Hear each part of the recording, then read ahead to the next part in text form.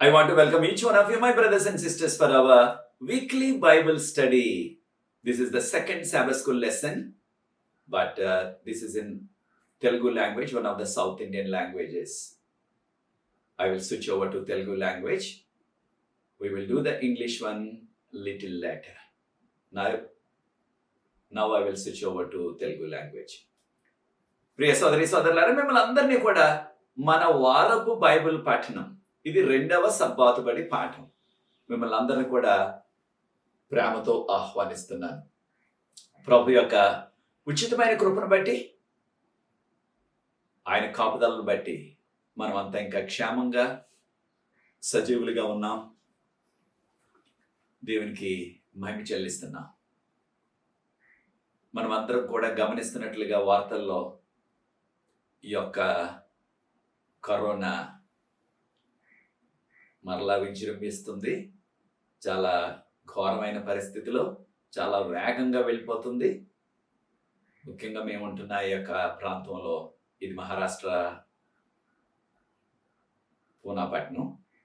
ఈ మహారాష్ట్ర అంతా కూడా చాలా స్పీడ్గా, చాలా వేగంగా విస్తరిస్తుంది ఈ యొక్క కరోనా వైరస్.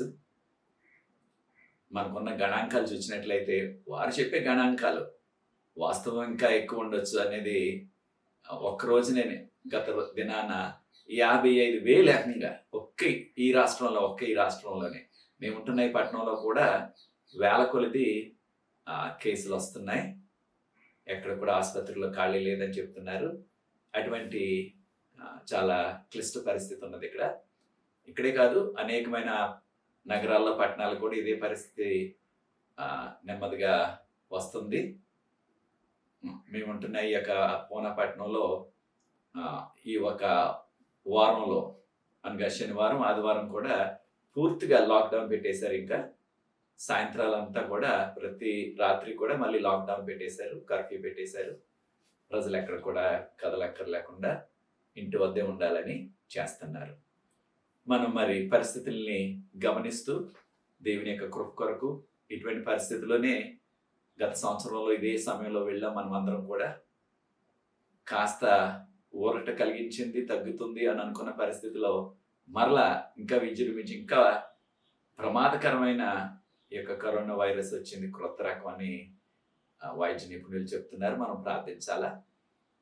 మీలో అనేక మంది నా కొరకు, మా యొక్క కుమార్తె కొరకు, సలీనా తన పేరు, మీలో అనేక మందికి తెలుసు, ప్రార్థిస్తున్నారు. దేవుని కృప వలన నాకు రాలేదు ఇంతవరకు. దేవునికి స్తోత్రం. మీ అందరి ప్రార్థన వల్ల, దేవుని కృప వలన మా కుమార్తెకి ఒక 10 రోజుల క్రిందట ఈ యొక్క కరోనా వచ్చింది, పాజిటివ్. అయితే దేవుని కృపలో ఇది స్వల్ప లక్షణాలే ఉన్నాయి. ప్రస్తుతానికి ఆ యొక్క రొంప కానీ, దగ్గు కానీ, జ్వరం కానీ ఇవి కూడా లేకుండా ప్రభు తగ్గించారు. ప్రార్థించండి. ఇంకొక వారం రోజులు పోయిన తర్వాత మరలా రెండోసారి పరీక్ష చేయవలసి ఉంది. సో దేవుని యొక్క కాపుదల ఇంతవరకు అనుగ్రహించారు. అలాగే మా యొక్క స్నేహితులు ఒకరు, వారి కుటుంబం అందరికీ వచ్చేసింది. వారి కొరకు మీరు విజ్ఞాపన చేయండి ఇక్కడ. అదే రీతిగా ఇంకా అనేక మంది మనకు తెలిసిన వారు ఈ యొక్క కరోనా బారిన పడ్డారు. వారి కొరకు మనం ప్రార్థిద్దాం. ప్రార్థన. పరిశుద్ధ ప్రేమ గల తండ్రి, మీకు స్తుతులు చెల్లిస్తున్నాం ప్రభువా. మీ ఉచితమైన కృపను బట్టి, మీ కాపుదలను బట్టి, మీ నడుపుదలను బట్టి మేము ఇంకా క్షేమంగా సజీవులుగా ఉన్నాము తండ్రి. ఆయన మేము ఉంటున్న ఈ రాష్ట్రంలో, అనేక రాష్ట్రాల్లో, అనేక నగరాల్లో ఆయన మరలా కరోనా విజృంభిస్తుంది. అన్ని ప్రాంతాల్లో కూడా మరలా భయంకరమైన పరిస్థితులు ఏర్పడుతున్నాయి తండ్రి. మీరే మీ కృపను మాకు అనుగ్రహించి, మీ కాపుదల, మీ భద్రత మాకు అనుగ్రహించి, మీరే మహిమ ఘనత తెచ్చుకోనమని, ఎవరైతే అనారోగ్యంతో ఉన్నారో, ఈ కరోనాతో ఉన్నారో, వారందరికీ కూడా మీరే స్వస్థకార్యం జరిగించి, వారి యొక్క ప్రాణాలను మీరే కాచి కాపాడమని, మీరే మహిమ ఘనత పొందమని, ఈ కడవరి కాలంలో మీకు సాక్షిగా జీవించే ధన్యత దయచేయమని యేసు ప్రభు వారి పరిశుద్ధమైన నామం బట్టి ప్రార్థిస్తున్నాను తండ్రి. ఆమేన్. ప్రియ సోదరి సోదరులారా, మీరులో కొంతమంది గత వారంలో ఫోన్ చేశారు. ఇప్పుడు కూడా గత దినాన్ని కూడా ఒకరు ఫోన్ చేసి, అయ్యా మీ యొక్క పాఠం ఇంకా రాలేదంటున్నారు. చాలా సంతోషం. మీరు ఎంతో ఆశతో ఎదురు చూస్తున్నారు. గత వారంలో కాస్త ఆలస్యంగా అంటే శుక్రవారం పెట్టగలిగాం. పరిస్థితులు ఇక్కడ అనుకూలించలేదు. కనుక అయితే కొంతమంది ఫోన్ చేసి ఇంకా మాకు పాఠం చేరలేదు అయ్యగారు అని అన్నారు. శనివారం కూడా ఫోన్ చేసిన వారు ఉన్నారు కొంతమంది ఉదయం. దాన్ని బట్టి నేను గమనించింది ఏంటంటే మీలో కొంతమంది ఇది ఆన్లైన్ వస్తుంది తీసుకుంటున్నారు. అయితే మేము దీన్ని మన యూట్యూబ్లో పెడుతున్నాం. యూట్యూబ్ని మీరు సబ్స్క్రైబ్ చేసినట్లయితే ఉచితమే కదా కంప్లీట్గా అది. మన యొక్క యూట్యూబ్ ప్రొఫెసర్ శరత్ బాబు. ఇంకా దానిలో మేము ఎప్పుడైతే అప్లోడ్ చేస్తామో వెంటనే మీ ఫోన్లో మెసేజ్ వచ్చేస్తుంది. దాంతోపాటు మేము వీలైనంత వరకు వాట్సాప్లో కూడా పెట్టడానికి ప్రయత్నిస్తున్నాం.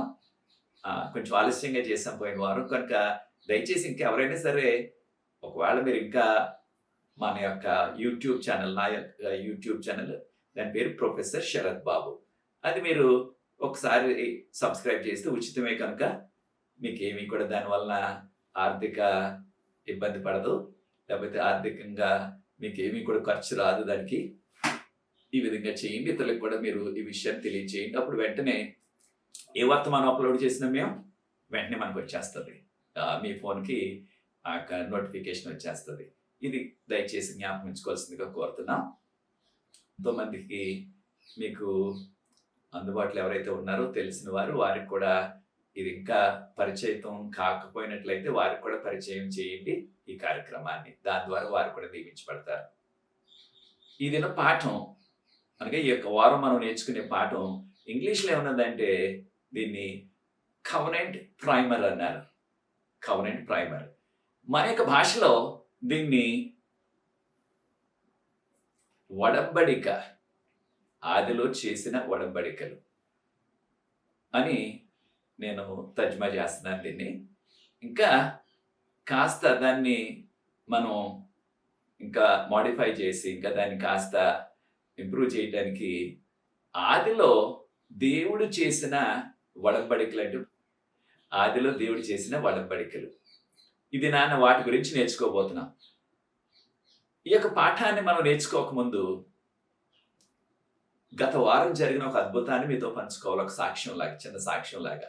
గత వారం జరిగిన అద్భుతం ఇది. ఏమిటంటే అద్భుతం, గత వారం మరి మా కుమార్తెకి పాజిటివ్ వచ్చింది, నాకు పరీక్ష చేస్తే నెగిటివ్ వచ్చింది. కనుక మనకి దీనిలో సహకరిస్తున్న, దీనికి రికార్డింగ్ చేస్తున్న ఇక యవనస్తులు ఉన్నారు మనకి. సురేందరు, తర్వాత మురళి, వీరు ఉన్నారు.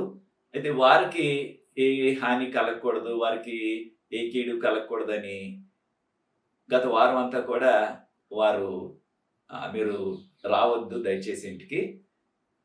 దేనివల్ల దయ వలన నాకు రాలేదు. ఇల్లంతా కూడా శానిటైజ్ చేశారు మా యొక్క విశ్వవిద్యాలయం వారు వచ్చి. అయినప్పటికీ రిస్క్ రాకూడదని మేము శుక్రవారం వరకు ఏమీ చేయలేకపోయాం. కానీ మీలో చాలామంది ఆశతో ఎదురు చూస్తారని శుక్రవారం ఏం చేసామంటే ఇంట్లో కాకుండా మనకి ఇంట్లోనే చిన్న మా యొక్క పడక గదిలోనే చిన్న స్టూడియో లాగా చేసి మేము ఈ కార్యక్రమాలు రికార్డింగ్ చేసేస్తున్నాం. కానీ ఇంట్లోకి వస్తే మరలా ఒకవేళ ఏదైనా ఆ వైరస్ ఎక్కడైనా కాస్త మిగిలినట్లయితే, మళ్ళీ యవనస్తులకి అది సోకినట్లయితే అది వారికి ఇబ్బందికరం. కనుక ఇంట్లోకి వారు రాకుండా బయట చేద్దామని బయట మొదలుపెట్టాం. మా ఇంటి దగ్గరలోనే, మా ఇంటి ముందే మొదలుపెట్టాం. మొదలు పెడితే కాసేపు చేసాం. ఒక 16 నిమిషాలు అయ్యింది. అయిన తర్వాత మా ఇంటి ప్రక్క వారి పెద్ద కుక్క ఉంది, అది వారు దాన్ని అలాగ నడిపించుకుంటూ బయటికి తీసుకెళ్తున్నారు. ఉదయాన్నే చేసామన్నమాట. ఇది 7:15, 7:20 ఆ టైంలో. అప్పుడు ఆ కుక్క వారి దగ్గర నుంచి తప్పించుకుని పరుగున నా దగ్గరికి వచ్చేస్తుంది. దాన్ని గమనించిన సహోదరుడు సురేంద్ర ఉన్నారు, అప్పుడు యవన బిడ్డ, సహాయం చేస్తే అంటే నాకు దగ్గరగా లేకుండా దూరంగా నిలబడ్డారు. నిలబడి ఆ కుక్క వస్తున్నప్పుడు వెంటనే మనం రికార్డింగ్ చేస్తున్న కెమెరా ఆపేశారు. కనుక ఆ కుక్క కెమెరాలో కనపడలేదు మనకి. అయితే ఆ కుక్క వెళ్ళిపోయి, అంటే దాన్ని యొక్క యజమానులు తీసుకెళ్ళిపోయారు. మా ఇంటి పక్క వారు తీసుకెళ్ళిపోయిన తర్వాత మరలా నేనేం చెప్పానంటే, నువ్వు దీన్ని పెట్టేసి ఆన్ చేసేసి నేను చెప్తా ఉంటాను, మీరు వెళ్ళి ఆ యొక్క ఉదయకాలం బ్రేక్ఫాస్ట్ తినేసి టిఫిన్ చేసేసి వచ్చేయండి అని చెప్పని యవనస్తుడికి. అలాగే వారు దాన్ని ఆన్ చేసేసి వెళ్ళిపోయారు. ఆన్ చేసేస్తే 30 నిమిషాలు ఇక నిరాటంకంగా జరుగుతుందన్నమాట. 30 నిమిషాలు ఆ యొక్క రికార్డింగ్ ఉంటుంది. 30 నిమిషాలకి ఆగిపోతుంది. ఒకవేళ ఇంకా మనం చెప్పవలసింది ఏమైనా ఉందనుకోండి, మళ్ళా దాన్ని 30 నిమిషాలు దానికదే ఆగిపోతుంది ఆటోమేటిక్‌గా. మళ్ళా మనం దాన్ని ఆన్ చేయాలన్నమాట. కనుక యవనస్తుడు వెళ్ళి ఆ యొక్క టిఫిన్ చేసేసి టైం చూసుకుంటా ఉన్నాడు. త్వరగా మరలా 30 నిమిషాలు ఆగిపోతుంది. ఒకవేళ 30 నిమిషాల కంటే అంతకుముందే 16 నిమిషాలు చెప్పాను. కనుక ఒకవేళ 30 నిమిషాలు కూడా దాటినట్లయితే ఇంకా కొంచెం ఎక్కువ ఉంటే చెప్పవలసింది. అప్పుడు సార్‌కి ఇబ్బంది కలగకుండా వెంటనే వెళ్ళిపోదామని చాలా స్పీడ్‌గా యవనస్తుడు తినేసి దాదాపుగా పరుగున వచ్చేస్తున్నాడంట. ఈ లోపల నేను చెప్పవలసిందంతా అంటే పాఠం అంతా కూడా చెప్పవలసింది చెప్పేసి క్లుప్తంగా దాన్ని ముగించేసి ఆఖరి ప్రార్థన కూడా చేసేసాను.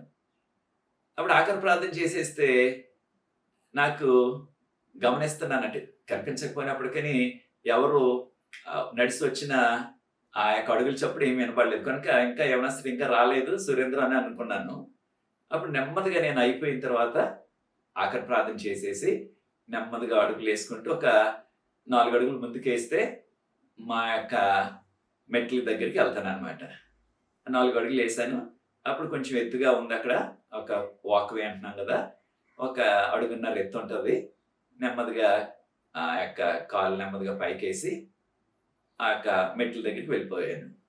ఈ లోపల పరుగున వచ్చేసాడు సురేంద్ర. వచ్చేసి చూసేటప్పటికి జరిగిన అద్భుతం ఏంటంటే, నేను ఎప్పుడైతే ఆఖరి ప్రార్థన చేసేసి నెమ్మదిగా అడుగు వేసుకుంటూ వస్తున్నానో అది కూడా రికార్డ్ అయింది. అది రికార్డ్ అయిపోయిన తర్వాత మనవాడు రావటానికి ఇంకొక 2 నిమిషాలు ఎక్స్ట్రా పట్టింది. వచ్చేటప్పటికి ఈ యొక్క కెమెరా దానికదే ఆగిపోయింది. 30 నిమిషాలకి ఆగాల, ఇది ముందే ఆగిపోయింది. ఇది మనం చేసిన రికార్డింగ్ అంతా వచ్చేసింది. నేను మళ్ళా ఆ యొక్క అడుగు వేసుకుంటూ నెమ్మదిగా మెట్ల దాకా రావటం కూడా రికార్డ్ అయింది. తర్వాత ఆ యొక్క కెమెరా దానికదే ఆగిపోయింది. 2 నిమిషాల తర్వాత ఇదంతా చూస్తూనే ఉన్నాడు మనం సురేంద్ర రోడ్డు మీద వచ్చి చూసేటప్పటికి కెమెరా అయిపోయింది. చెప్పాడు ఇలాగ సార్ అద్భుతంగా జరిగింది. ఏంటంటే ఇలాగ ఆగిపోయిందండి, దానికదే ఆగిపోయింది. ఎవరు ఆపడానికి ఎవరు లేరు. అది ఎలాగ ఆపాలో నాకు తెలియదు. అయితే దానికదే కార్యక్రమం అంతా అయిపోయిన తర్వాత నేను నడిచి రావడం కూడా ఉంది. దానిలో ఆ యొక్క రోడ్డు ఎక్కి అంటే మా యొక్క మెట్లు ఎక్కేసరికి ఆగిపోయింది అంతే. చూసారా దేవుడు ఏ రీతిగా ఆ యొక్క అద్భుతాన్ని జరిగించారు. ఎవరు లేరు, అంటే మేము ఎవరిని పిలవలేదు. అక్కడ దగ్గరలో దాన్ని చూడటానికి ఆపేయటానికి ఎవరు లేరు. అయినప్పటికీ మరి దేవుడే ఆ కార్యక్రమాన్ని దాన్ని ఆపేశారంటే అది ఉంటే ప్రమాదం ఏమి కాదు. కానీ ఇక్కడ చూడండి జరుగుతున్న విషయం ఏంటంటే, మనం దేవుని కొరకు ఏ కార్యాలు చేస్తున్నప్పటికీ తప్పకుండా దేవుని యొక్క సహాయం సహకారం ఉంటుంది. మరి ఎవరున్నారు ఆపేయటానికి? ఎవరు లేరు అక్కడ. నాకు తెలియదు అది. సురేంద్ర వచ్చేటప్పటికి బాబు వచ్చేటప్పటికి దానికదే ఆగిపోయింది. అంటే తప్పకుండా దేవదూతలు ఈ కార్యక్రమంలో లేకపోయినట్లయితే ఈ యొక్క పరిచర్యలో దేవుని యొక్క హస్తం ఉన్నది, దేవదూతల యొక్క సహకారం ఉన్నది అని దేవుని మేము స్తుతించాం. అది మీతో పంచుకోవాలని ఇది నాన్న ఈ విషయాన్ని మీతో చెప్తున్నాను. దేవునికి స్తోత్రం. మీరందరూ కూడా ప్రార్థించండి ఈ పరిచర్య ముందుకు కొనసాగటానికి. తర్వాత నాకు ఎటువంటి ఈ యొక్క వైరస్ సోకకుండా నా కుమార్తెకు పూర్తిగా తగ్గటానికి దేవుని కృపలో ఇంతవరకు చక్కగా ఉంది. అయితే మా ఇంట్లో లేదు, మా స్నేహితులు వారందరికి వచ్చేసిందని అందుకే కుటుంబస్తులందరూ వారి దగ్గర ఉంటూ ఆ యొక్క డాక్టర్ గారు ఇచ్చిన వైద్యులు ఇచ్చిన ఆ యొక్క టాబ్లెట్స్, క్యాప్సిల్స్, మెడిసిన్స్ తీసుకుంటున్నారు. మీ అందరికీ వందనాలు ప్రార్థిస్తున్నందుకు. ఈ యొక్క వారపు పాఠం మనం నేర్చుకోబోతున్నాం. ఆదిలో దేవుడు చేసిన ఆ యొక్క నిబంధన. ఈ యొక్క కవనెంట్ అనే ఇంగ్లీష్ మాట, కవనెంట్ అనే ఇంగ్లీష్ మాటకి మన యొక్క భాషలో కారణం ఏంటంటే, ఈ యొక్క త్రిమాసం అంతా కూడా మనం ఈ మాట ఏదో స్థలంలో ఏదో రీతిలో వాడుతూనే ఉండాల కవనెంట్ అనే మాట. కారణం ఏంటంటే ఈ యొక్క పాఠాలన్నీ కూడా ఈ యొక్క కవనెంట్ మీద. కవనెంట్ అంటే మన భాషలో డిక్షనరీలో 3 పదాలు ఇస్తున్నారు. నా జ్ఞాపకం ఉన్నంత వరకు మన భాషలో 4 మాటలు ఉన్నాయి, 4 పదాలు ఉన్నాయి, 4 వేరే వేరే పదాలు ఉన్నాయి. ఒకటి ఒడంబడిక, రెండోది ఒప్పందం, మూడవది నిబంధన, నాలుగవది మనం ఏమంటామంటే దీన్ని ఆ యొక్క ఎప్పుడైతే ఈ యొక్క కవనెంట్ లేకపోతే ఒప్పందం, నిబంధన లేకపోయినట్లయితే ఈ విధంగా మనం చెప్పుకుంటున్నామో ఆ విధంగా వాళ్ళు మనం కొన్నిసార్లు వాడతారు మన ప్రాంతాల్లో సంధి చేసుకోవటం అంటారు. సంధి చేసుకోవటం అంటారు. అయితే సంధి చేసుకోవటం అంటే ఎక్కడైతే సమస్య ఉంటుందో లేకపోతే ఎక్కడైనా విరోధం ఉంటుందో వారిద్దరు కూడా సమాధానపడి ఒక వాగ్దానం చేసుకోవటాన్ని సంధి చేసుకోవటం అంటాం మనం మన ప్రాంతాల్లో. కనుక ఈ యొక్క కవనెంట్ అనే మాట ఇంగ్లీష్లో, ఈ యొక్క హిబ్రూలో దీన్ని బారిట్ అన్నారు. కనుక దేవుడు ఆదిలో చేసిన ఆ యొక్క ఒడంబడిక అదే ఆ ఒప్పందం ఎప్పుడు కూడా మనం నేర్చుకునే విషయం, మనందరికీ తెలిసిన విషయం ఏంటంటే ఒక ఒప్పందం చేసుకోవాలంటే ఎవరు కావాలా? 2 వ్యక్తులు కావాలా, లేదా 2 కుటుంబాలు కావాలా, లేదా 2 గ్రామాలు కావాలా, లేదా 2 దేశాలు కావాలా? ఒప్పందం అన్నది మనతో మనం అంటే నాతో నేను ఒప్పందం చేసుకోలేను కదా. ఒప్పందం చేసుకుంటాం అంటే వేరేవారు ఉండాలి, ఇంకొకరు ఉండాలా, రెండో వారు. కనుక 2 వ్యక్తుల మధ్యన అయితే 2 కుటుంబాల మధ్యన 2 కుటుంబాల మధ్యన ఒప్పందం అంటే దాన్ని మనం వివాహం అంటున్నాం. అలాగే 2 గ్రామాల మధ్యన ఆ యొక్క ఒప్పందం లేకపోతే సంధి చేసుకోవటం, లేకపోతే దీన్నే మన యొక్క బైబిల్ భాషలో నిబంధన అంటున్నారు. ఓల్డ్ టెస్ట్మెంట్, న్యూ టెస్ట్మెంట్ అంటున్నాం. లేకపోతే ఓల్డ్ కవనెంట్, న్యూ కవనెంట్ అంటున్నాం. పాత నిబంధన, క్రొత్త నిబంధన అని తర్జుమా చేశారు మనకి. కానీ అది ఒడంబడిక అంటే 2 వ్యక్తుల మధ్య లేకపోతే 2 దేశాల మధ్య లేకపోతే 2 గ్రామాల మధ్య 2 కుటుంబాల మధ్య చేసుకునే ఆ ఒప్పందం, ఆ యొక్క సంధి, దాని గురించి నేర్చుకోబోతున్నాం. మనకున్న మూలవాక్యం, కంఠద వాక్యం దయచేసి వచ్చిన వారు యవన బిడ్డలు ఎవరైనా సరే మన భాషలో తెరవండి. ఇది నిర్గమకాండం 19వ అధ్యాయం 5-6 వచనాలు తెలుగులో. నిర్గమకాండం 19వ అధ్యాయం 5-6 వచనాలు తీసి ఉంచండి. అప్పుడు కొన్ని క్షణాల్లో దాన్ని చదువుదాం. కనుక ఆది నుంచి కూడా దేవుడు ఈ యొక్క ఒప్పందాన్ని జనులతో లేకపోతే నరులతో చేశారు. దేవుడు చేసింది ఇది.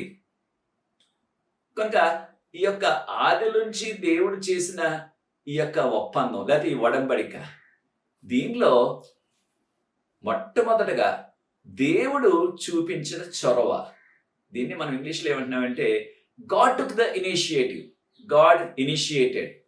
దేవుడు ముందుగా చొరవ చూపించి ఆయన నేను మీతో ఒప్పందం చేసుకుంటున్నాను, మీతో ఈ ఒడంబడిక చేస్తున్నాను అని దేవుడు ముందుకు వచ్చారు. మనుషులు అయ్యా దేవుడా, ప్రభువా, మీతో మేము ఒప్పందం చేసుకుంటాం, మరి మీకు ఇష్టమేనా అని మనుషులు బ్రతిమాలింది లేదా మనుషులు కోరుకున్నది కాదు ఇది. దేవుడు ఆయన యొక్క ప్రేమ ద్వారా, ఆయన యొక్క కృప ద్వారా ఆయన చేసిన ఈ యొక్క చొరవ ఇది. He took the initiative. కనుక ఈ విషయాన్ని మనం గుర్తించాలి. ఈ యొక్క ఒడంబడికలో లేదా ఈ ఒప్పందంలో ఇలాంటివి అనేకమైన ఉన్నవి బైబిల్ గ్రంథంలో మనం చదవబోతున్నాం. ఇది నాన్న ప్రాముఖ్యంగా 3 సందర్భాల్లో దేవుడు చేసిన వాగ్దానాన్ని, ఒకటి నోవాహు జీవితంలో, రెండోది అబ్రహాం జీవితంలో, మూడవది మోషే జీవితంలో చేసిన ఆ ఒప్పందం లేదా ఆ ఒడంబడిక లేదా ఆ నిబంధన లేదా ఆ సంధి అంటున్నాం మనం దాన్ని. ఇది మనం నేర్చుకోబోతున్నాం ఇది నాన్న. ఎవరైనా సరే నిర్గమకాండం 19వ అధ్యాయం 5-6 వచనాలు. ఎక్సోడస్ చాప్టర్ 19 verse 5 and 6 ఇది మన యొక్క కంఠత వాక్యం లేకపోయినట్లయితే మూల వాక్యం అంటున్నాం మనం. ఎవరు చదవగలరు దీన్ని మనకి? కాగా మీరు నా మాట శ్రద్ధగా విని నా నిబంధనను అనుసరించు నడిచిన ఎడల మీరు సమస్త దేశ జనులలో నాకు స్వకీయ సంపాద్యముగదురు. థ్యాంక్ యూ బాబు సురేందర్. తప్పకుండా చూడండి, దేవుని మాటలు మనం శ్రద్ధగా విని ఆయనకు లోబడి ఆయన చెప్పినట్లుగా చేసినట్లయితే ఇక లోకం అంతట్లో కూడా జనులందరిలో కూడా మీరు ప్రత్యేకమైన జనంగా ఉంటారు, వారందరి మీద మీరు అధిపతులుగా ఉంటారు అని దేవుడు వాగ్దానం చేశారు. దేవుడు ఆ యొక్క ఒడంబడిక చేశారు సీనాయి పర్వతం దగ్గర. దానికి ముందు ఆదిలోనే నోవహు కాలంలో, గత పాఠంలో కూడా చెప్పుకున్నాం, ఆదాము అవ్వ పాపంలో పడినప్పుడు ఆదికాండం 3వ అధ్యాయంలో దేవుడు వాగ్దానం చేశారు కనుక, దేవుడు ఆ ఒడంబడిక చేశారు కనుక ఆదాము అవ్వ పండు తిన్నప్పటికీ దేవుడు తినవద్దన్న పండును వారు చనిపోకుండా బ్రతికి ఉన్నారు. వారు ఆ విధంగా తినవద్దన్న ఆ పండుని తిన్న తర్వాత కూడా వారు ఇంకా జీవించారు. ఆదాము 930 సంవత్సరాలు జీవించి చనిపోయారు. అవ్వ ఎన్ని సంవత్సరాలు చనిపోయారు మనకి వివరాలు ఇవ్వబడలేదు వాక్యంలో.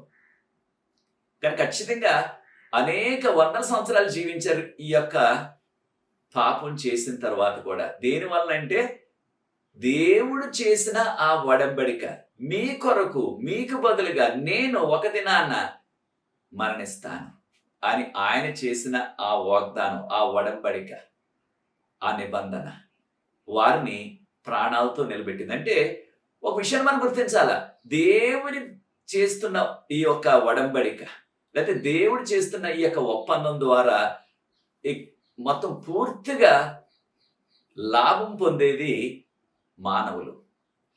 దేవునికి దీనివల్ల లాభం ఏమీ లేదు సుమా.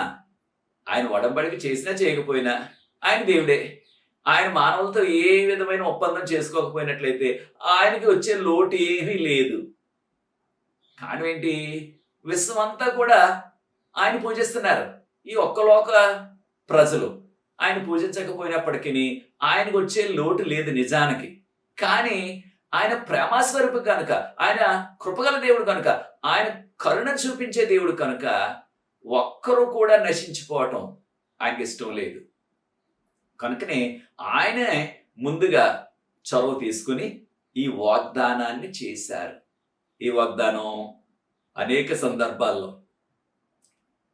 నోవహు కాలంలో మనందరికీ తెలిసిన రీతిగా ఆదికాండం 6వ అధ్యాయంలో పాపం పెచ్చిమీరిపోయింది. అంటే దేవుని యొక్క కట్టడలు, దేవుని విధానాలు, దేవుని యొక్క విధి విధానాలు, దేవుని యొక్క మాటలు పట్టించుకోకుండా వారి ఇష్టానుసారంగా జీవించడం ప్రారంభించారు ప్రజలు. కనుకనే దేవుడు ఈ యొక్క లోకాన్ని అంతటినీ కూడా, సర్వ శరీరాలను కూడా నాశనం చేసేయాలని ఆయన ఒక నిర్ణయానికి వచ్చేశారు. నరులు చేసినందుకు ఆయన ఎంతో చింతించారని ఆదికాండం 6వ అధ్యాయంలో మనము 4 నుంచి 6 వరకు ఉన్న వాక్య భాగంలో చదువుతున్నాం. ఆ సందర్భంలోనే ఆ రోజుల్లో విశ్వాసిగా ఉన్న నోవాహు, ఆయన భార్య, ఆయన 3 కుమారులు, వారి 3 కోడళ్ళు, కుటుంబం అంతా విశ్వాసులే. ఈ యొక్క ఆధ్యాత్మిక పాఠాన్ని కూడా మనం నేర్చుకోవాలా. మన కుటుంబం, మన బిడ్డలు విశ్వాసంలో ఉన్నారా ప్రియ సోదరి సోదరులారా? అన్నిటికంటే ధన్యత ఏమిటంటే మనం విశ్వాసంలో ఉన్నట్లయితే, ప్రభువులో ఉన్నట్లయితే, ప్రభు యొక్క వాక్యపు వెలుగులో, ఆయన యొక్క ఆజ్ఞల వెలుగులో మనం జీవించినట్లయితే దానికంటే ఉత్తమమైనది, దానికంటే ధన్యకరమైనది, దానికంటే దీవెనకరమైనది ఏది లేదు. అటువంటి విశ్వాసాలుగా ఉన్న వారిని దేవుడు దర్శించి మొత్తం భూలోకం అంతట్లో కూడా ఆనాడు జీవిస్తున్న ప్రజల్లో నోవాహు కుటుంబమే దేవునికి అంగీకారంగా జీవించారు. ఈ కడవరి కాలంలో జీవిస్తున్నాం మనం. ప్రభు త్వరగా వచ్చేస్తున్నారు. మనము మన కుటుంబాలు దేవునికి ఇష్టకరమైన, అంగీకారమైన, మహిమ తెచ్చే జీవితాలు జీవిస్తున్నామా? లేకపోయినట్లయితే ఏదో వారానికోసారి ఆరాధనకు వెళ్తున్నాం, ఏదో మనకు కలిగిన కాడ కాస్త కానుకేస్తున్నాం, ఇది సరిపోయింది అనుకుంటున్నాం మనం. అది కాదు దేవుడు కోరుకునేది. కనుక నోవాహును తన కుటుంబాన్ని ప్రభు ఎన్నుకున్నారు. కానీ వారి యొక్క విశ్వాసాన్ని బట్టి, వారి యొక్క విధేయతను బట్టి దేవునికి లోబడిన జీవితాల వరకు ఉన్నాయి. కనుక ఒకసారి ఆదికాండం 6వ అధ్యాయం 18వ వచనం చూడండి. ఆదికాండం 6:18. Genesis chapter 6:18. ప్రభు అన్నారు ఆ యొక్క నోవాహుతోటి, నోవాహు ఈ యొక్క లోకం అంతటినీ కూడా నేను జలప్రళయం, దాన్ని మనం పెద్ద వరద అంటున్నాం ఇప్పుడు ఈనాడు మనం వాడుక భాషలో, ఆ యొక్క జలప్రళయంతో సమస్త జీవరాశుల్ని కూడా నేను అంతం చేసేయబోతున్నాను. సమస్త జీవరాశులు కూడా, ఈ యొక్క జంతువులు కానీ, మానవులు కానీ, పక్షులు కానీ, ఇంకా అన్నీ కూడా, జీవరాశులు అన్నీ కూడా అంతమైపోతాయి, అంటే అన్నీ కూడా చనిపోతాయి అని ప్రభు చెప్పారు. దీనివలన అక్రమము, పాపం విస్తరించింది కనుక, మరి నోవహు కాలంలో పాపం విస్తరించింది కనుక దేవుడిక దాన్ని తాళలేక ఈ లోకం అంతటికి కూడా నీటి శిక్ష, లేకపోయినట్లయితే జలప్రలయం రప్పించి శిక్ష వేసి మొత్తం అంతటినీ కూడా ఆయన దీన్ని పాపనంతటినీ కూడా అంతం చేసేశారు. దీన్నే ఈ రోజుల్లో మనం వాడుతున్న భాష చెప్పుకోవాలంటే, మాటల్లో చెప్పుకోవాలంటే, లోకం అంతటికి కూడా లాక్డౌన్ పెట్టేశారు అనమాట దేవుడు. లోకం అంతటికి లాక్డౌన్ పెట్టేశారు అనమాట ఈ యొక్క జలప్రలయం ద్వారా. అంటే మరి లాక్డౌన్ ఉంటేనే ఏమవుతుంది? ఆ యొక్క కరోనా వైరస్ కట్టడిలోకి వస్తుంది. లాక్డౌన్ ఉంటేనే విస్తరించకుండా ఉంటుంది. అలాగే ఈ యొక్క జలప్రలయం రప్పించి ఈ భూమి అంతటికి కూడా లాక్డౌన్ పెట్టేశారు అనమాట. ఈ పాపం ఇంకా విస్తరించకుండా ఉంటుందని దేవుడు. అప్పుడు దేవుడు చెప్పిన మాటలు చూడండి, నోవహుతోటి, కుటుంబంతో. ఆదికాండం 6:18 సమస్త జీవరాశులన్నీ కూడా అంతరించిపోతాయి, నశించిపోతాయి ఈ యొక్క పెద్ద వరద వలన, జలప్రలయం వలన.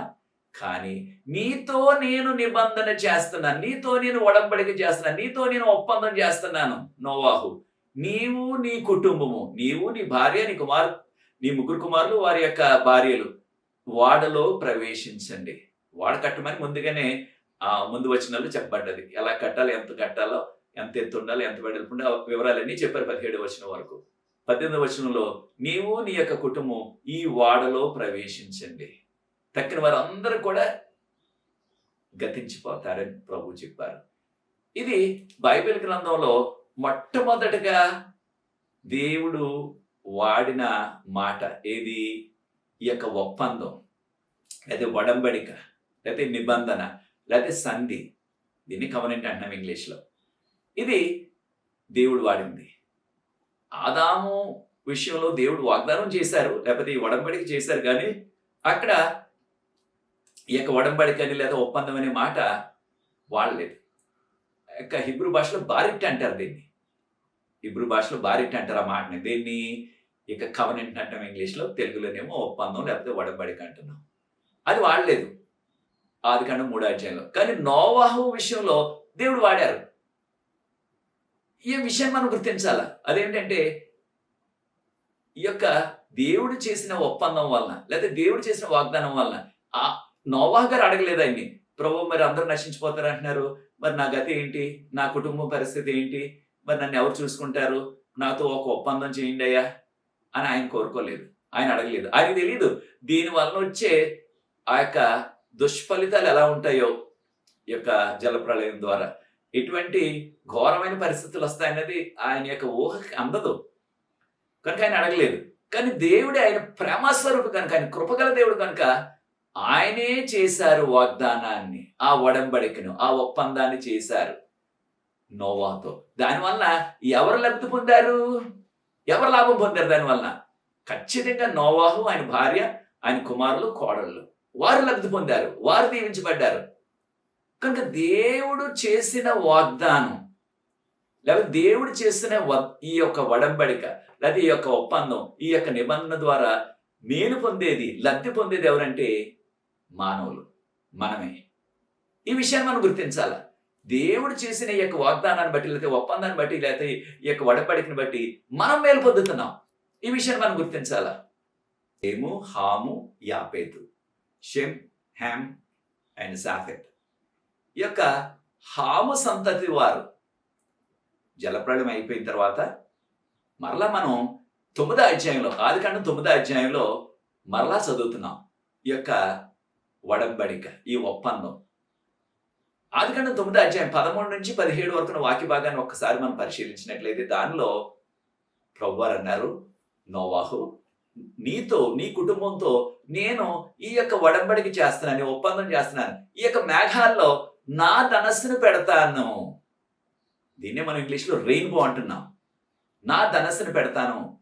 అది మీకు కనిపించినప్పుడల్లా కూడా మీకు వచ్చే ఆ యొక్క భరోసా ఏంటంటే, ఆ అష్యూరెన్స్ ఏంటంటే, ఇక ఈ భూమి అంతా కూడా ఎన్నడూ కూడా ఇటువంటి జలప్రలయంతో, ఇటువంటి వరదతో నాశనము కాదు అని మీరు గుర్తుపెట్టుకోండి అన్నారు.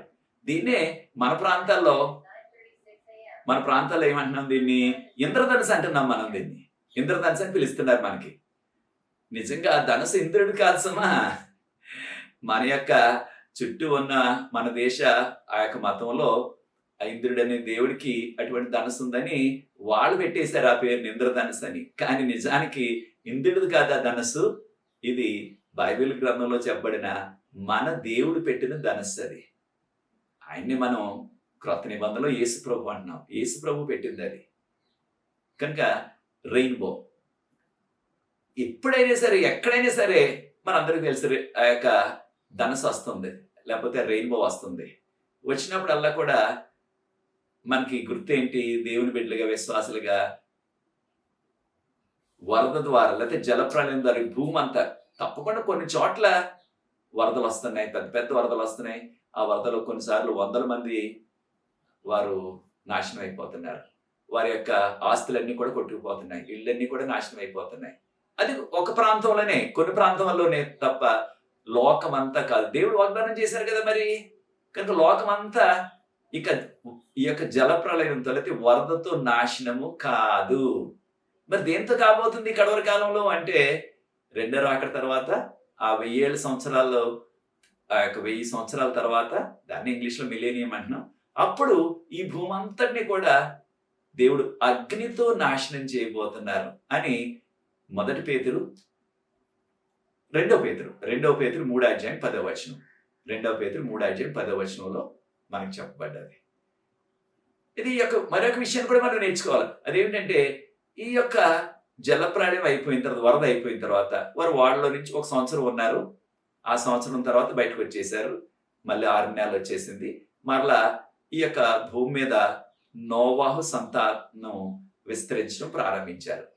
ఈ యొక్క జలప్రళయం తర్వాత, జలప్రళయం వచ్చినప్పటికీ నోవాహు గారికి 600 సంవత్సరాలు. జలప్రళయం అయిపోయిన తర్వాత ఆయన ఇంకొక 350 సంవత్సరాలు జీవించారు. పూర్తిగా నోవాహు గారు జీవితకాలం 950 సంవత్సరాలు. అంటే జలప్రళయం తర్వాత ఇంకొక 350 సంవత్సరాలు జీవించి చనిపోయారు ఆయన. ఈ యొక్క 350 సంవత్సరాల కాలంలో మరి తన యొక్క కుమారులకి బిడ్డలు పుట్టారు. వారి బిడ్డలకి బిడ్డలు. అంటే ఒక 2వ తరం, 3వ తరం కూడా వచ్చేసింది. మనకున్న ఇప్పుడున్న ఈ యొక్క ఆధారాలు, లేకపోతే మనకున్న ఈ యొక్క పరిస్థితులను బట్టి ఆ యొక్క అంచనాలు వేస్తున్నారు బైబిల్ పండితులు. బైబిల్ పండితుల యొక్క అంచనాల ప్రకారంగా ఏ కుటుంబం అయినా సరే మారు మనసు పొంది ప్రభువులోకి వచ్చిన తర్వాత 2వ తరంలో ఒక మాదిరిగా కొనసాగుతారు ఆ విశ్వాసంలో. 3వ తరం వచ్చేటప్పటికి, అంటే మనవలు వచ్చేటప్పటికి ఆ విశ్వాసం బలహీనపడిపోతుంది. అంటే చాలా మంది క్రైస్తవ పేరే ఉండొచ్చు, బైబిల్ పేరే ఉండొచ్చు, కానీ వారి లేకపోతే వారి తాతలు లేకపోతే వారి యొక్క తండ్రులు ఉన్న విశ్వాసం వీరిలో కనిపించట్లేదు చాలా మందిలో. అంటే అందరూ అలాగే అంటలేదు, మనం మెజారిటీ అన్నమాట. 4వ తరం వచ్చేటప్పుడు, అంటే ముదుమానవులు వచ్చేటప్పటికి బైబిల్ పేరే ఉండొచ్చు, లేదా క్రైస్తవ పేరే ఉండొచ్చు, కానీ వారు దేవుని పట్టించుకోకుండా లోకస్తులాగే జీవిస్తున్నారు. ఏదో పండగకో లేకపోతే ఏదో చుట్టాలు చనిపోతే వారి యొక్క ఆ సమాధి కార్యక్రమం జరిపించినప్పుడు ఆలయం తీసుకెళ్ళినప్పుడు ఆలయంకి రావటం, అంతే తప్ప వారు విశ్వాసంలో ఉండటానికి అంతగా ఉండట్లేదు. ఎవరు మీరంటే క్రైస్తవులనే చెప్తారు, వారు క్రైస్తవులనే చెప్తారు. అలాంటి పరిస్థితి ఏర్పడుతుంది. అటువంటి పరిస్థితి ప్రియ సోదరి సోదరుడు నీ కుటుంబంలో కూడా ఉన్నదా? బహుశా విశ్వాసం నీ యొక్క తల్లిదండ్రులు లేదా మీ యొక్క తాతగారు వారు ఈ యొక్క ప్రభులోనికి వచ్చి విశ్వాసంలోకి వచ్చారు. మీరు ప్రభువులో పెరుగుతున్నారు. మరి 3వ తరం అంటే మీ యొక్క బిడ్డలు, లేకపోతే 4వ తరం మీ మనవలు, విశ్వాసంలో ఉన్నారా? నోవహు పరిస్థితి ఎలా వచ్చేసిందో చూడండి. ఆ యొక్క మూడో తరం వచ్చేటప్పటికి అంటే మనవలు వచ్చేటప్పటికి వారు వాళ్ళ తాతగారు నడిచిన ఆ యొక్క విశ్వాస మార్గాన్ని విడిచిపెట్టేసి వారి ఇష్టానుసారంగా జీవించి ఏం చేశారు మనందరికీ తెలుసు. ఆదికాండం 11వ అధ్యాయంలో ఏమైంది? 11వ అధ్యాయం వచ్చేటప్పటికి వారు దేవుని మాట నమ్మకుండా జలప్రళయం రాదు, వరద రాదు, భూమి అంతా నాశనం అయిపోదని దేవుడు చెప్తే ఆదికాండం 9వ అధ్యాయంలో 13-17 వరకు ఆ మాటలు పట్టించుకోకుండా మరలా 5వ రోజున జలప్రళయం వస్తుంది, మళ్ళీ పెద్ద వరద వస్తుంది. దానికంటే ఎత్తుగా ఆ వరద లాస్ట్ టైం మా తాత కాలంలో వచ్చిన దానికంటే ఇంకా ఎత్తైన మనం ఒక గోపురాన్ని కట్టేద్దాం, బిల్డింగ్ కట్టేద్దాం అనేసి వారు ఒక గోపురం కట్టడం మొదలు పెట్టారు. దీన్ని బాబేల్ గోపురం అంటున్నాం, టవర్ ఆఫ్ బేబేల్ అంటున్నాం ఇంగ్లీష్లో. ఇది 11వ అధ్యాయంలో. అంటే చూసారు వారి విశ్వాసం ఏమైపోయిందో. వారి తాతగారికి వారి తండ్రులకి ఉన్న విశ్వాసాన్ని విడిచిపెట్టేసి వీరి ఇష్టానుసారంగా లోకస్తులుగా జీవించారు అన్నమాట. దేవుడు మాటలు పట్టించుకోలేదు. మన పరిస్థితి ఎలా ఉన్నది ప్రియ దేవుని బిడ్డలారా? మన కుటుంబాలు ఎలా ఉన్నాయి? దేవుని మాటలు లోబడుతున్నారు మన యొక్క బిడ్డలు, మన మనవలు, మన ముద్దు మనవలు? లేకపోయినట్లయితే వారి ఇష్టానుసారంగా జీవిస్తున్నారా? లోకస్తులాగా జీవిస్తున్నారా? దానివల్ల దేవుడు వారందరినీ కూడా చెదరగొట్టేశారు అక్కడి నుంచి.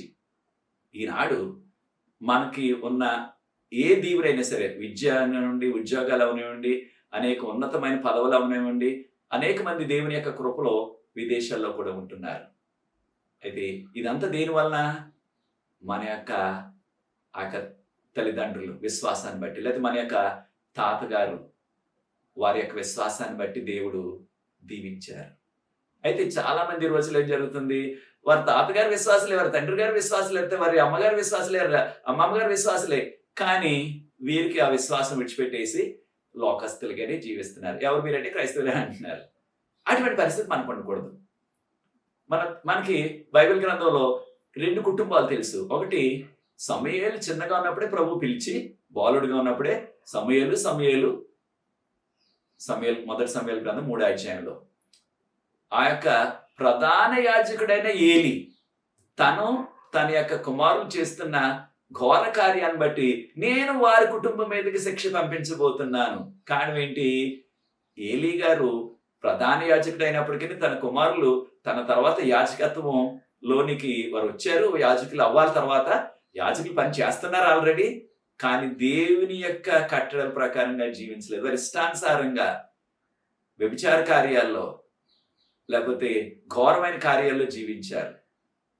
వారిని ఈయన మందలించలేదు, గద్దించలేదు. ఇది మనకు తగదు అని చెప్పలేదు. తర్వాత కాలంలో ఆ సమూయేలు పెద్దవాడైన తర్వాత ఆయన వివాహం చేసుకుని ఆయనకి బిడ్డలు పుట్టారు. ఆ బిడ్డలు కూడా అలాగే త్రోవ తప్పిపోయారు. ఈ విషయాన్ని మొదటి సమూయేలు 8-9 అధ్యాయాలు చదివితే ప్రజలందరూ కూడా సమూయేలు దగ్గరికి వచ్చి, అయ్యా ప్రవక్త గారు, ఆయనే న్యాయాధిపతి, ఆయన ప్రవక్త గారు, నీ కుమారులు నీ విధానంలో లేరు కనుక మాకు ఒక రాజు కావాలా, మీకు లాంటి వారు కాదు మీ కుమారులు అని చెప్పేశారు మొఖం మీదే. కానీ దేవుడు సమూయేలు మీద శిక్ష పంపలేదు, ఏలీ మీద శిక్ష పంపారు. ఏలీ తన కుమారులందరూ కూడా ఒకే రోజు చనిపోయారు. మనకు తెలిసే విషయం. మీకు సమయం ఉన్నప్పుడు ఆ మొదటి సమూయేలు గ్రంథాన్ని 4, 5, 6, 7, 8, 9 అధ్యాయాలు చదివితే మనకి స్టోరీ అంతా తెలుస్తుంది. అంటే దేనివల్ల సమూయేలుని దేవుడు ఎందుకు శిక్షించలేదంటే, సమూయేలు తన యొక్క కుమారుల్ని లేకపోతే తన యొక్క బిడ్డల్ని మనల్ని కూడా వాక్యం ఈ విధంగా చెప్తుంది, మనం ఈ విధంగా చేయకూడదని వారిని గద్దించాడు, వారిని కరెక్ట్ చేశాడు అనమాట. కానీ వారు పట్టించుకోలేదు. పట్టించుకోకపోతే ఇక ఆ శిక్ష వారి మీదకి వస్తుంది, ఆయన మీదకి రాదు. కారణం ఏంటంటే ఆయన చేయవలసిన పని చేశారు. ఇది మనం దేవుని బిడ్డలుగా ఇలాంటి కార్యాలు, ఇలాంటి జీవితం ఉండకూడదని. మనం కూడా అలాగే మన బిడ్డలకి లేదా మన మనవలకి, మన ముదుమానవులకి మనం చేయవలసిన విధానాలు దేవుడు వాగ్దానం చేశారు కనుక, దేవుడు ఒప్పందం చేశారు కనుక ఆ వాక్యపు వెలుగులో ఆ ఒప్పందం ప్రకారం మనం జీవించాలని చెప్పాలి. మనం చెప్పినట్లయితే ఆ యొక్క శిక్ష మన మీదకి రాదు. ఒకవేళ వారు వ్యక్తులుగా దేవునికి లోబడకపోయినట్లయితే దేవుడికి వారే లెక్క చెప్పుకుంటారు, వారి మీదకే శిక్ష వస్తుంది. ఇది మనం జ్ఞాపకం పెట్టుకోవాలి. కనుక ఇది దేవుడు నోవాహుతో చేసిన ఒప్పందం లేదా ఒడంబడిక. రెండవదిగా అబ్రహాముతో కూడా, మొదట్లో ఆయన పేరు అబ్రాము మనకు తెలుసు. 99 సంవత్సరాలు 75 సంవత్సరాలు ప్రభు పిలిచారు. ఆదికాండం 12 అధ్యాయం, అబ్రహామా నేను చూపించే దేవుని నువ్వు వెళ్ళు, నిన్ను దీవించేవారు నేను దీవిస్తాను, నిన్ను శపించేవారు నేను శపిస్తాను, నీవు లోకమంతటికి కూడా దీవెనకరంగా ఉంటావని ఆదికాండం 12 మొదటి 3 వచనాల్లో నేను చూపెట్టే దేశం వెళ్ళమన్నారు. అయితే దేవుడు అబ్రహాముతో వాగ్దానం చేశారు. 99వ సంవత్సరం ఉన్నప్పుడు ఒడంబడిక చేశారు, ఒప్పందం చేశారు. మీకు సమయం ఉన్నప్పుడు ఆదికాండం 17 మొదటి 7 వచనాలు చదివి చూడండి. ఎంతో విపులంగా ఉంది. అబ్రహామా, నా మార్గంలో నువ్వు నడిచి నీవు పరిపూర్ణంగా జీవించినట్లయితే, పర్ఫెక్ట్ లైఫ్, పరిశుద్ధంగా జీవించినట్లయితే నేను నీతో వాగ్దానం చేస్తున్నాను, నిన్ను అందరికంటే కూడా ఉన్నతంగా చేస్తాను, నిన్ను దేశములన్నిటికి కూడా జనకుడిగా చేస్తాను, అనేక దేశాలకి జనకుడిగా చేస్తాను, అంటే తండ్రిగా చేస్తాను, నీ నుండి అనేక దేశాలు బయటకు వస్తాయి అని దేవుడు చెప్పారు. ఎప్పుడు 2 విషయాలు చెప్పారు. ఒకటి, దేవుని యొక్క మార్గంలో నడవాల. 2, దేవుని యొక్క దృష్టిలో నిందారహితులుగా, అంటే పరిపూర్ణులుగా జీవించాల, పర్ఫెక్ట్ లైఫ్. ఇది దేవుడు చెప్పింది ఆదికాండం 17 మనం కూడా ఈ కడవరి కాలంలో జీవిస్తున్నాం. దేవుని యొక్క నిబంధనలో, దేవుని యొక్క ఒప్పందంలో, దేవుని యొక్క ఒడంబడికలో, దేవుని యొక్క ఆ సంధిలో మనం కొనసాగాలన్నట్లయితే మనం కూడా చేయవలసింది అదే. ఈ కడవరి కాలంలో ఒకటి, దేవుని మార్గంలో నడవాలి. దేవుని మార్గంలో నడవాలంటే మరి ఎక్కడ ముందు దేవుని మార్గం? ఎవరు చెప్తారు దేవుని మార్గం? ఆనాడు అబ్రహాంతో మాట్లాడినట్లయితే నోవాహుతో మాట్లాడినట్టు దేవుడు మనతో మాట్లాడట్లేదు కదా అని ప్రశ్నించేవారు చాలా మంది ఉంటున్నారు. దేవుని యొక్క మార్గం ఎక్కడుంది? దేవుని వాక్యంలో, బైబిల్ గ్రంథంలో ఉంది. కీర్తన 119 105వ వచనం, Psalm 119 verse 105 ఏమున్నది దానిలో? నీ వాక్యము నా పాదములకు వెలుగును, నా త్రోవకు వెలుగైంది. నీ వాక్యం నా పాదములకు ఒక దీపంలాగా, నా త్రోవకు ఒక వెలుగులాగా. అంటే మన యొక్క మార్గం, వెళ్ళవలసిన మార్గం దేవుని యొక్క వాక్యం చెప్తుంది మనకి. కనుక దేవుని వాక్య మార్గంలో నడవాలంటే వాక్య ప్రకారంగా, అంటే వాక్యపు వెలుగులో జీవించాల, ఆకిల వెలుగులో జీవించాల. తర్వాత ఎలా ఉండాలి మన జీవితం? దేవునికి ఇంపైన జీవితం, దేవునికి ఇష్టకరమైన జీవితం. దాన్ని మనం పర్ఫెక్ట్ లైఫ్ అంటున్నాం. అంటే సంపూర్ణమైన, పరిపూర్ణమైన జీవితం దేవుని దృష్టిలో మనం జీవించాల, నిందలేని వారుగా. కనుక అలా జీవించినట్లయితే దేవుడు ఏమన్నారు? నిన్ను ఆశీర్వదిస్తాను, నీతో నేను ఒడంబడిక చేస్తున్నాను, ఈ ఒప్పందం చేస్తున్నాను, నేను నిబంధన చేస్తున్నాను, నేను సంధి చేస్తున్నాను నీతోటి. ఇది ఒక రోజు ఉండేది కాదు, నిరంతరం ఉండేది. ఎవర్లాస్టింగ్ కవెనెంట్ దేవుడు చెప్తున్నది 17 ఆదికాండంలో. ఎవర్లాస్టింగ్ కవెనెంట్, అది మనతో ప్రభు చేయాలని ఆశపడుతున్నారు. కనుక ఈ కడవరి కాలంలో జీవిస్తున్న మనకి, మనం అందరం కూడా దీవించబడాలని కోరుకుంటున్నాం. అనేక అవసరాలు ఉన్నాయి. అబ్రహాం కొన్న అవసరతే ఆయనకి బిడ్డలు లేరు. దేవుడు అన్నారు, ఆకాశ నక్షత్రాలు ఎన్ని ఉన్నాయో, లేకపోతే ఇసుక రేణువులు ఎన్ని ఉన్నాయో సముద్రం పక్కన, అంతగా నీ యొక్క సంతానాన్ని విస్తరింపజేస్తాను, అనేక దేశాలకి నువ్వు జనకుడు అవుతావు అన్నారు. మనందరికీ తెలుసు, యూదులు ఈనాటికి కూడా అబ్రహాం మా తండ్రి అంటున్నారు. అలాగే క్రైస్తవులైన మనందరం కూడా విశ్వాసులకు తండ్రి ఎవరు? అబ్రహాం గారు. అంటే విశ్వాసులకు మనందరికీ కూడా తండ్రి అబ్రహాం విశ్వాసంలో. అలాగే ముస్లిం సోదరులు ఉన్నారు, వారు కూడా ఏమంటున్నారు? అబ్రహాము మా తండ్రి అని వారు అంటున్నారు. అంటే యూదుల్ని, క్రైస్తవుల్ని, తర్వాత యూదా దేశాన్ని, క్రైస్తవుల దేశాన్ని, క్రైస్తవులు ఉండే దేశాలని, అంటే పాశ్చాత్య దేశాలన్నీ కూడా క్రైస్తవ దేశాలే కదా. తర్వాత ముస్లింలు ఉండే దేశాలు, ఈ అన్ని దేశాలని లెక్క పెట్టినట్లయితే ఎన్ని దేశాలు వస్తాయి? అనేక దేశాలు. వారందరినీ లెక్కించాలంటే ఆకాశ నక్షత్రాల్లాగా, సముద్రపు రేణువుల్లాగా అయిపోయారు ఈ యొక్క 3 మతాలకు సంబంధించిన వారు. వారందరూ కూడా అబ్రహాం నుంచి వచ్చిన వారే. కనుక ప్రియ దేవుని బిడ్డలారా, దేవుడు వాగ్దానాన్ని నెరవేర్చారు. మన పట్ల కూడా మనం కూడా దీవించబడాలని కోరుకుంటున్నాం. అనేకమైన అవసరాలు, సహాయం మనకు కావాలి. ముఖ్యంగా ఈ యొక్క కరోనా పరిస్థితిలో ఈ యొక్క 2nd వేవ్ వచ్చేసింది మనకి ఇండియాలో. అలాగే ఆ యొక్క యూరోప్లో 3rd వేవ్ వచ్చేసింది చాలా చోట్ల. ఆ యొక్క 3 పరిస్థితి. ఇటువంటి పరిస్థితిలో దేవుడే మన యొక్క కాపుదల, దేవుడే మన యొక్క రక్షణ. ఆ నోవాహుని ఏ రీతిగా దేవుడు ఆ యొక్క భయంకరమైన జలప్రలయంలో కాచి కాపాడారో, మనల్ని కూడా దేవుడు కాచి కాపాడగలరు. ఇప్పుడు కారణం ఏంటంటే ప్రభు ఏమన్నారు? ఆయనకు లోబడినట్లయితే నేను మీ దేవుడిగా ఉంటాను.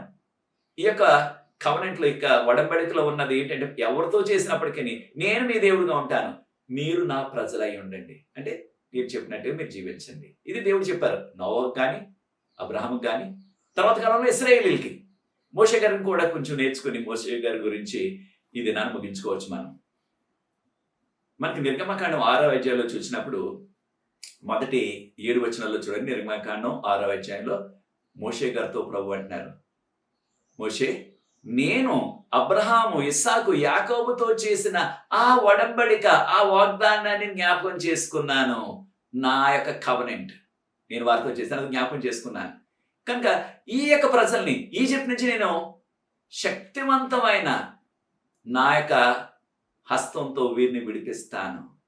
వారిని వాగ్దాన భూమికి, ఎక్కడైతే అబ్రహాము, ఇస్సాకు, యాకోబు వారు ఒక పిలిగ్రిమ్స్ లాగా, యాత్రికుల్లాగా, వారు ఎప్పుడు కూడా ఒక పర్మనెంట్ ఇల్లు కట్టుకోలేదు. కనుక ఎక్కడ కూడా వారికి డబ్బు ఉంది, బంగారం ఉంది, కానీ ఇల్లు కట్టుకోలేదు ఎక్కడ కూడా. వారు కొంతకాలం ఈ గ్రామంలో, కొంతకాలం ఇంకో చోట, కొంతకాలం ఇంకో చోట, అలాగే వారు గుడారాల్లోనే జీవించారు, యాత్రికుల్లాగా, పిలిగ్రిమ్స్ లాగా. ఆ ప్రాంతం అంతా మీకు ఇచ్చేస్తాను, వీరిని విడిపించు, అంటే వీరిని నువ్వు నడిపించని ప్రభు చెప్పారు. దేవుడు చేసిన వాగ్దానాన్ని దేవుడు మర్చిపోయే దేవుడు కాదు. అటువంటి మతిమరుపు మనకొస్తుంది మానవులుగా. అయితే ఎప్పుడు కూడా ఏ పరిస్థితి అయినా సరే ఆ వాగ్దానాన్ని విడిచిపెట్టి వారి ఇష్టానుసారంగా తిరిగిన వారు మనుషులు. ఆయా ప్రాంతాల్లో లేకపోతే ఆయా తరాల్లో దేవుడు ఎప్పుడు కూడా వాగ్దానాన్ని మర్చిపోలేదు, ఆయన ప్రజల్ని కాపాడటం మర్చిపోలేదు. అయితే ఫాల్ట్ ఎక్కడ వచ్చేసిందంటే, సమస్య ఎక్కడ వచ్చేసిందంటే మానవుల్లో. ఆయనకు లోబడలేదు. ఇశ్రాయేలీలు అదే కదా చేశారు. దేవుడు ఆయన యొక్క ఆజ్ఞలను చెప్పి విగ్రహారాధన చేయొద్దు, లేకపోతే దొంగతనం చేయొద్దు, వ్యభిచారం చేయొద్దు, హత్యలు చేయొద్దు అంటే, మీకు సమయం ఉన్నప్పుడు ఇర్మియా గ్రంథం చదవండి. వారు ఇష్టానుసారంగా జీవించి మళ్ళీ ఏమన్నారు, యెహోవా మా దేవుడు, ఆయన యొక్క మందిరం ఇక్కడ ఉంది యెరూషలేములో. మళ్ళీ మందిరాన్ని కూడా వెళ్ళేవారు, అక్కడ బలి అర్పణలు ఇచ్చేవారు, కానుకలు ఇచ్చేవారు, మళ్ళీ ఇష్టానుసారంగా జీవించేవారు. దాదాపుగా మనలో అనేక మంది పరిస్థితి కూడా అలాగే ఉంది. దేవుడు నమ్ముకుంటున్నాం, కానుకలు ఇస్తున్నాం, దశభాగాలు ఇస్తున్నాం, ఆలయానికి కూడా వెళ్తున్నాం, ఉద్యోగ సభలకు వెళ్తున్నాం, వాక్యాలు వింటున్నాం, కానీ మన ఇష్టానుసారంగా, అంటే వాక్యపు వెలుగులో జీవించకుండా, ఆజ్ఞల వెలుగులో జీవించకుండా మన ఇష్టానుసారంగా మనం జీవిస్తున్నాం. అది దేవునికి ఇష్టం లేనిది. కనుకనే ప్రభు ఏమన్నారు, దేవుడు వాగ్దానం చేశారు సీనాయి పర్వతం దగ్గర, దాన్నే మనము పాత నిబంధన అంటున్నాం. అంటే దేవుడు చేసిన వాగ్దానం. దాని గురించి రాబోయే పాటలు ఇంకా ఎక్కువ వివరాలు నేర్చుకోబోతున్నాం మనం, ఆ యొక్క నిర్గమకాండం 19-20 అధ్యాయాల వరకు. కానీ దేవుడు చేసిన వాగ్దానాలు లేకపోతే దేవుని నిబంధన ప్రకారంగా, దేవుని యొక్క కట్టడల ప్రకారంగా ప్రజలు జీవించలేదు కనుక, వారు ఇష్టానుసారంగా జీవించారు కనుక ఇర్మియా కాలంలో ప్రభు ఏమన్నారు, ఇర్మియా గ్రంథం మీకు సమయం ఉన్నప్పుడు 25 అధ్యాయం చదివినట్లయితే, మిమ్మల్ని నేను బబులోను చేతికి చెరగా అప్పగిస్తాను, చెర పట్టిస్తాను మిమ్మల్ని. దీని ఇంగ్లీష్ లో మనం క్యాప్టివిటీ అంటున్నాం. మిమ్మల్ని బబులోనుకు ఆ యొక్క బానిసలుగా పంపిస్తాను. ఎంతకాలం? 70 సంవత్సరాలు. ఇర్మియా గ్రంథం 25 అధ్యాయం 1-11 వచనాల్లో 70 సంవత్సరాలు మీరు అక్కడ ఉండాలా. మరి 70 సంవత్సరాల తర్వాత పరిస్థితి ఏంటి? మరలా నా తట్టు తిరిగినట్లయితే, నేను చెప్పినట్టుగా చేసినట్లయితే, మరలా మిమ్మల్ని ఆ చెర నుండి, ఆ బానిసత్వం నుంచి, బబులో నుంచి మళ్ళీ విడుదల ఇస్తాను, మీకు మిమ్మల్ని తీసుకొస్తాను. తీసుకొచ్చిన తర్వాత అప్పుడు ప్రభు ఏమన్నారు, మీతో నేను క్రొత్త నిబంధన చేస్తాను. ఇర్మియా గ్రంథం 31 అధ్యాయం 31-34 వరకు. జెరమయా చాప్టర్ 31 verse 31-34. ఇర్మియా గ్రంథం 31 అధ్యాయం 31-34 వరకు. నేను ఒక క్రొత్త నిబంధన చేస్తాను. ఆ క్రొత్త నిబంధన ఏమిటంటే, మీ యొక్క హృదయంలో, మీ మనసులో రాస్తాను ఆ యొక్క 10 ఆజ్ఞలు. మీరు ఇంకెప్పుడు కూడా మర్చిపోరు వాటిని. ఇక మీ పొరుగువారు వచ్చి, ఇరుగువారు వచ్చి, ఇగో దేవుని యొక్క కట్టలేనివి, దేవుని యొక్క ఆరాధన దినమిది, దేవునికి ఇవ్వాల్సింది ఈ యొక్క అర్పణలు, దేవుని యొక్క విధానాలు ఎలా ఉంటాయి, లేకపోతే దొంగతనం చేయకూడదు, వ్యభిచారం చేయకూడదు అని ఎవ్వరు కూడా మీకు ఇంకొకరు బోధించవలసిన పరిస్థితి రాదు. మీకు మీకే తెలిసిపోతుంది ఏం చెయ్యాలా, ఏం చేయకూడదు అన్నది. ఇది క్రొత్త నిబంధన. దీన్ని ఇంగ్లీష్లో న్యూ కవెనెంట్ అంటున్నాం. అంటే క్రొత్తగా నేను ఒక ఒడంబడిక చేస్తాను, మీరు నాకు లోబడినట్లయితే. తప్పకుండా ఆ యొక్క యూదులు 70 సంవత్సరాలు ఆ యొక్క బానిసత్వంలో మగ్గిపోయారు. దేవుడు చెప్పినట్లుగానే మరలా విడుదల ఇచ్చారు. కోరేష్ కాలంలో అనేక మంది వచ్చేసారు. వచ్చిన తర్వాత రాగానే కోరేష్ రాజు గారు చెప్పారు కనుక, ఆ యొక్క డబ్బు ఇచ్చారు కనుక, ఆ యొక్క బంగారు వస్తువులన్నీ ఇచ్చారు కనుక వారు ఆలయానికి పునాది వేసేశారు. పునాది వేసిన తర్వాత ఏం చేశారు? ఆలయాన్ని కట్టడం పూర్తి చేయటం మానేసి ఏం చేయటం మొదలుపెట్టారు? వారు సొంత ఇల్లు వారు కట్టుకోవడం మొదలుపెట్టారు. ఇదే మనకి సమయం ఉన్నప్పుడు హగ్గయి పత్రిక, చిన్నదే కదా, చిన్న పుస్తకం అది. హగ్గయి మొదటి 2 అధ్యాయాలు చదివి చూడండి. హగ్గయిలో హగ్గయి అంటాడు, మీరు దేవుని మందిరం కట్టడం మానేసి మీ సొంత ఇల్లు కట్టుకుంటున్నారు, మీ సొంత పనులు చేసుకుంటున్నారు. దేవుని యొక్క మందిరాన్ని మీరు నిర్లక్ష్యం చేసేశారు కనుక మీరు ఎంత తిన్నప్పటికీ తృప్తి కలగట్లేదు. మీరు ఎంత కష్టపడి పని చేసినప్పటికీ మీకు పైసా మిగట్లేదు. ఎలా ఉంది? మీరు కష్టపడి పని చేసిన డబ్బు ఒక చిల్లున్న సంచిలో, రంధ్రాలు ఉన్న సంచులు వేస్తే, మరి ఆ రోజుల్లో నాణ్యాలు కదా, కాగితాలు లేవు ఈ రోజుల్లాగా. ఆ నాణ్యాలు ఏమైపోతాయి? దానికి కింద రంధ్రాలు ఉన్నట్లయితే సంచికి పడిపోతాయి. ఎక్కడ పడిపోతాయి? అలా మీరు ఏది కూడా మీరు సాధించలేకపోతున్నారు, సంపాదించలేకపోతున్నారు. అంతా వ్యర్థం అయిపోతుంది. దేనివల్ల? దేవుని మందిరం కట్టలేదు. దేవుని మందిరాన్ని ఓ పక్కన అలా విడిచిపెట్టేశారు. పునాది వేశారు, కాస్త గోడలు వేసి విడిచిపెట్టేశారు దాన్ని. వీళ్ళు సొంతగా వాళ్ళ ఇల్లు వాళ్ళు కట్టుకుంటున్నారు. అంటే ముందు ప్రాధాన్యత ఎవరికి? దేవునికి, దేవుని యొక్క మందిరానికి ఇవ్వాలి. మనం కూడా చేస్తున్నామా? చాలా విచారం ఏంటంటే, నేను అనేక గ్రామాల్లో నా పరిచర్య చేశాను. ఎక్కువ నా పరిచర్య గత 30 సంవత్సరాల గ్రామాల్లోనే జరిగింది. అనేక మారుమూల గ్రామాలకు వెళ్ళి. కారణం ఏంటంటే, పెద్ద పట్టణాల్లో వాటిల్లో ఎంతో పలుకుబడి ఉన్న నాయకులు వెళ్తారు. చిన్న గ్రామాలకు వెళ్ళట్లేదు. నేను గ్రామాల్లో పుట్టి పెరిగాను కనుక నాకు భారం ఉన్నది. గ్రామాలకు వెళ్ళాను. అనేక గ్రామాల్లో వెళ్ళినప్పుడు వారు ఏమంటారంటే, అయ్యా ఈ గ్రామంలో ఫలానా ఫలానా నాయకుడు, చాలా పెద్ద నాయకుడు ఆయన. కొంతమంది నాయకులు నాకు తెలుసుకోవడని, అయ్యా వీరు ఆ నాయకుడు ఈ గ్రామమేనండి. అయితే చాలా విచారకరం ఏంటంటే, ఆ యొక్క గ్రామంలో ఆలయం కూడా లేదు. విశ్వాసులు ఉన్నారు కానీ కట్టిన ఆలయం లేదు. మరి ఆయన ఎంతో పెద్ద నాయకుడు. ఆయన బిడ్డలందరూ కూడా ఎక్కడ విదేశాల్లో ఉన్నారు, ఎంత సంపన్నులుగా ఉన్నారు. ఆయన సొంత గ్రామానికి ఏమీ చేయలేదు ఆయన.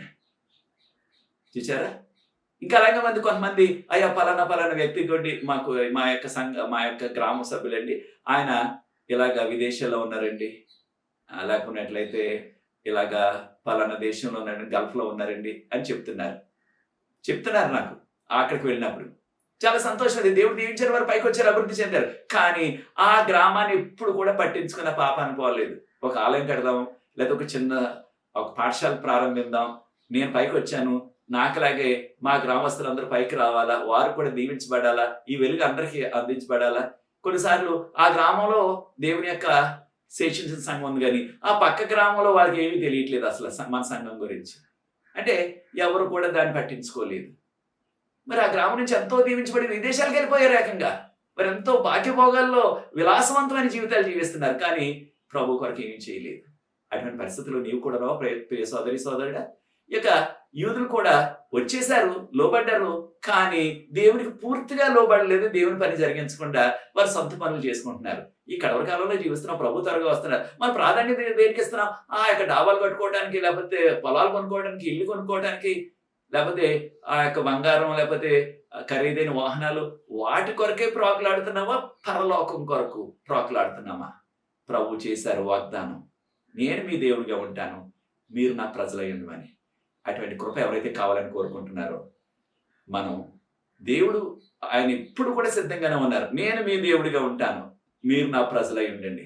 ఆయన ప్రజలై ఉండటం అంటే ఏదో పేరుకి బాప్తిసం తీసుకుని లేకపోయినట్లయితే అప్పుడప్పుడు ఆలయానికి వచ్చి కానుకలు ఇవ్వటం కాదు. ఆయన యొక్క మార్గంలో మనం నడుస్తూ, ఆయన వాక్యపు వెలుగులో, ఆయన ఆజ్ఞల ప్రకారంగా జీవిస్తూ, ఆయనకి ఇష్టకరమైన పరిపూర్ణమైన జీవితాన్ని కడవరి కాలంలో జీవించాల. అలా జీవించినట్లయితే తప్పకుండా దేవుని యొక్క ఆ యొక్క వాగ్దానం, దేవుని యొక్క ఆ యొక్క ఒప్పందం, దేవుని యొక్క నిబంధన మనతో ఉంటుంది. దేవుడు అబ్రహాంతో ఉన్నారు కనుక అబ్రహాం ఎంతగా దీవించబడ్డారు? ఆనాటి రాజుల కంటే కూడా ఉన్నతమైన, లేకపోతే ఎంతో ధనికుడిగా దీవించబడ్డాడు. అంటే మనం కోరుకునేది ఒట్టి లోకపు దీవెన అంటే ఏదో డబ్బు, ఆస్తి, లేకపోయినట్లయితే ఒక పలుకుబడి, పదవ, అదే కాదు మనకు కావాల్సింది. నిత్యరాజ్యం కావాలి, పరలోకం కావాలి. ప్రభు త్వరగా వస్తున్నారు కనుక ఆయన యొక్క ఒడంబడికలో మనం కొనసాగుతూ ఆయనకు ఇష్టకరమైన ఆయన కుమారులుగా, కుమార్తెలుగా జీవించాలన్నది ప్రభు కోరుకున్నారు. కనుకనే ఆదిలో దేవుడు చేసిన ఒడంబడిక, నేను మీ దేవుడిగా ఉంటాను, మీరు నా ప్రజలై ఉండండి. ఆయన ప్రజలుగా ఉండటానికి మీరు ఇష్టపడుతున్నారా ప్రియ సోదరి సోదరులారా? మనలో ఎటువంటి లోపాలు ఉన్నాయి వాటిని మనం సరిదిద్దుకొని ఆయనకి యోగ్యమైన మహిమకరమైన జీవితాలు ఈ కడవరి కాలంలో జీవిద్దాం. ప్రభు త్వరగా వస్తున్నారు. అది మీ నిర్ణయం అయినట్లయితే నాతో ఏకీభవించి మీ కొరకు ప్రార్థిస్తాను. ప్రార్థించే ముందు మరొకసారి మీకు మనం విన్నపిస్తున్నది ఏమిటంటే, ఈ యొక్క యూట్యూబ్ ఛానల్ ఇతరులు కూడా పరిచయం చేయండి. మీరు కూడా ఇంకా సబ్స్క్రైబ్ చేయకపోతే మీరు కూడా సబ్స్క్రైబ్ చేయండి. ఇది ఉచితమే కనుక. తర్వాత ఈ విషయాలు ఇతరులతో పంచుకోండి. దాంతో ఎంతోమంది దీవించబడతారు. మరి ప్రభు కృప నా చుట్టూ ఉండేలాగా ఆయన కాపుదలు ఇంతవరకు ప్రభు నన్ను కాచి కాపాడారు. నా కొరకు, మా కుమార్తె కొరకు పూర్తి స్వస్థత నా కుమార్తెకు వచ్చేలాగా మీరు ప్రార్థించండి. దేవుడు మనల్ని దీవిస్తారు. పరిశుద్ధ ప్రేమగల మా తండ్రి, మీకు స్తుతులు చెల్లిస్తున్నాం ప్రభు. వాక్యాన్ని వీక్షిస్తున్న ప్రతి వ్యక్తిని, ఈ వాక్యాన్ని ఇతరులతో పంచుకుంటున్న ప్రతి కుటుంబాన్ని, ప్రతి వ్యక్తిని ఆశీర్వదించవలసిందని మీరు మాతో నాయన ఈ ఒడంబడిక చేసి ఉన్నారు. నేను మీ దేవుడిగా ఉంటాను, మీరు నా ప్రజలై ఉండమని మీరు చెప్పారు. ఆ విధంగా అబ్రహాం లాంటి విశ్వాసం, నోవహు లాంటి విశ్వాసం, మోషే లాంటి ప్రభు ఆ యొక్క విధేయత మాకు అనుగ్రహించి మీ కృపలో సాగే ధన్యత దయచేయమని, ఈ యొక్క కరోనా కష్టకాలంలో ప్రభు ఎక్కడున్నప్పటికీ మీ కాపుదల, మీ భద్రత లేకపోయినట్లయితే మేము ఒక్క క్షణం కూడా జీవించలేము ప్రభు. మీరే మీ కాపుదల, భద్రత, మీ శాంతి సమాధానం మాకు అనుగ్రహించి మమ్మల్ని, మా కుటుంబాన్ని మీకు సాక్షులుగా నిలబెట్టి మీరే దీవించమని, ఆశీర్వదించమని, మహిమ ఘనత తెచ్చుకోనమని యేసు ప్రభు వారి పరిశుద్ధమైన నామమును బట్టి ప్రార్థిస్తున్నాను తండ్రి. ఆమేన్. ప్రియ సోదరి సోదరులారా, మరి దేవుని చిత్తమైనట్లయితే వచ్చే వారం 3వ పాఠంలో మనం కలుసుకుందాం. అంతవరకు ప్రభు కృప, ఆయన కాపుదల, ఆయన భద్రత, ఆయన శాంతి సమాధానం మనందరికీ తోడైంది గాక. God bless you.